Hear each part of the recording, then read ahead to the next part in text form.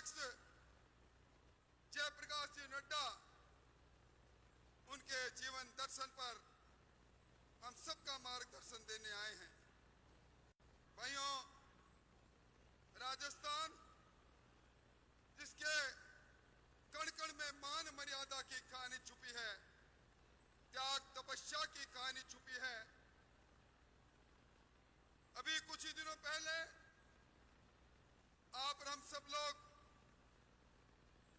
देशनोक की उस वीर भूमि पर लाखों की संख्या में दुनिया के सबसे बड़े नेता, देश के प्रधानमंत्री नरेंद्र मोदी जी का हमने वो उद्बोधन सुना था। ऑपरेशन सिंदूर के बाद राजस्थान की धरा पर दुनिया को संदेश देने इसलिए आए थे कि राजस्थान, जहां हर गांव में, हर गली में कोई न कोई बलिदानी की कहानी छुपी है, वो राजस्थान है। 17वीं शताब्दी में अहिल्याबाई का जन्म हुआ था।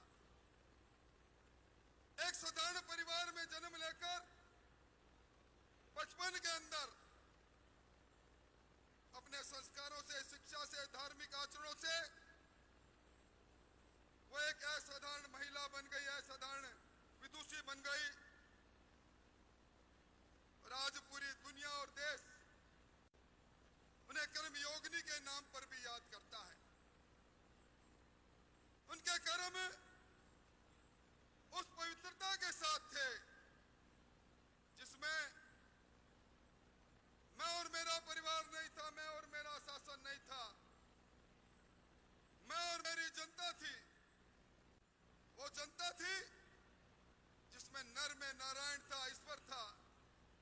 आज उन्हें उनके धर्मनिष्ठा, उनका अनुपम चरित्र और उनके द्वारा कुशल शासन में साहस और ईमानदारी का काम आज इतिहास के पन्नों में है।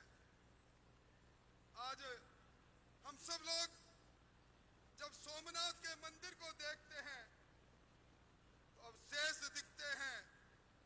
औरंगजेब ने हमारी आस्थाओं पर प्रहार किया, पर अहिल्याबाई ने सोमनाथ का मंदिर हो, चाहे बद्रीनाथ का मंदिर हो, चाहे रामेश्वरम हो, मुगलों ने जिनको नष्ट करने की कोशिश की, वो हमारे आस्था के प्रतीक को अपने उस काल के अंदर वापस पुनर्जीर्णोद्धार करके धर्म की जड़ को हरा करने का काम किया। उनके बचपन की कई घटनाएं जिनका जिक्र मैं नहीं करूंगा, पर एक घटना का जिक्र जरूर करूंगा। इतिहास में लिखा है कि बचपन में अपने सहेलियों के साथ नदी के किनारे शिवलिंग का निर्माण कर रही थी। खेल खेल में सेना का बिगड़ेल घोड़ा दौड़ा, सब लोगों ने देखा ये घोड़ा बच्चियों को नुकसान नहीं करते, सब छोड़ भागे, सहेलियां छोड़ भागी। परंतु अहिल्याबाई उस अपने बनाए शिवलिंग के ऊपर इस प्रकार हो गई कि शिवलिंग को नुकसान नहीं हो। और वहां से गुजरते हुए जब पेशवा बाजीराव ने पूछा, आपने अपने जीवन को जोखिम में क्यों डाला, उनका उत्तर था, महाराज, जो सर्जन करता है, जो निष्ठा से बनाता है, उसकी रक्षा करने का काम भी उसी को करना चाहिए। और मैं निवेदन करना चाहूंगा 17वीं शताब्दी का, और उसमें अहिल्याबाई का जब जिक्र होता है तो राजस्थान में भी 17वीं शताब्दी में सहल कंवर, जो मेवाड़ के राणा रतन सिंह की पत्नी थी, हाड़ी की रानी थी, युद्ध में पुकार थी, रानों को जाना था, राणा का मन डोल रहा था, नई नवेली दुल्हन है, छोड़कर जाने की इच्छा नहीं। उधर उन्हें कर्म पुकार रहा था, उनका शौर्य पुकार रहा था। राणा ने कहा, रानी, युद्ध में जा रहा हूं, अंतिम सेनानी भेज देना, रानी ने सोचा, राणा के मन में भेरूपना आ गया। राणा के मन में एक प्यार के कारण से कुछ ठहराव आ गया। अपना सर काट कर भेज दिया। चूड़ावत मांगी सेनानी, सर काट दे दियो छतरानी। ऐसा इतिहास हमारा राजस्थान का 17वीं शताब्दी का भी है। आज जिस चित्तौड़ की धरा से सीपी जोशी जी आते हैं, हमारी वीरांगनाओं का इतिहास भी आज जौहर के उस साके को याद करता है। अलाउद्दीन जब चित्तौड़ जीतने के बाद दुर्ग में प्रवेश करता है, रूपवती पद्मावती को पाना चाहता है, जौहर का साका होता है। अस्मत के लिए 16,000 रानियों के साथ पद्मावती जौहर कर डालती है। ऐसे राजस्थान के अंदर अहिल्याबाई का प्रसंग और महत्वपूर्ण हो जाता है। भाइयों, रानी करमावती का बात भी आपको याद होगा। राणा सांगा 80 घाव रहते हुए भी युद्ध में लड़े, खानवा के युद्ध में लड़े। जब वो वीर गति को प्राप्त होते हैं, उसमें सुल्तान बहादुर शाह मेवाड़ पर हमला करता है। कर्णावती सेना का मुकाबला करती है, शौर्य के साथ करती है, वीरता के साथ करती है। ये धरती राणा की शक्ति की धरती है, मीरा की भक्ति की धरती है। आज भक्त शिरोमणि मीरा, पायो जी मैं तो राम रतन धन पायो, मेरे तो गिरधर गोपाल दूसरा न कोई। ऐसी धरती पर आज जन जन तक हम उसी प्रकार के धर्म को मानने वाली हमारी, जिन्हें आज पूरी दुनिया पूजती है, अहिल्याबाई के संदेश को हम लेकर जाएं। इसी निमित्त आज सब लोग अब इस जयपुर संभाग में दायित्ववान कार्यकर्ता पधारे हैं। भाइयों, अभी मुझसे पहले सीपी जोशी तिरंगा यात्रा की बात कर रहे थे। आज राजस्थान का प्रभारी महोदय, कोई ऐसा नगर नहीं, कोई ऐसा डगर नहीं जहां मजबूत हाथों से राष्ट्र को मानने वाले, जानने वाले, सेना के शौर्य को सलाम करने वाले तिरंगा यात्रा नहीं निकाल रहे हो। यह तिरंगा यात्रा किसी पार्टी की यात्रा नहीं, ये जन यात्रा बन चुकी है। और आज इसी प्रकार की तिरंगे यात्रा के साथ हमारे राष्ट्रीय अध्यक्ष जी अभी कुछ ही क्षणों में आपके बीच में आएंगे। और ये तिरंगा यात्रा, ये क्यों, ये ऑपरेशन सिंदूर क्यों? जिस प्रकार अहिल्याबाई ने जब कभी उनके शासन के अंदर अतताइयों ने उस वीर भूमि की तरफ देखने की कोशिश की, उन्होंने उनके सामने तनकर खड़े हो गए, वीरता से उन्हें परास्त करने का काम किया। इस बार पहलगांव की घटना के बाद हमारे देश के प्रधानमंत्री जी ने दुनिया को बता दिया कि बदला हुआ हिंदुस्तान कैसा होता है। 22 मिनट में 22 तारीख का बदला, 9 आतंकवादी ठिकानों को नस्त-ए-नबूद कर देना,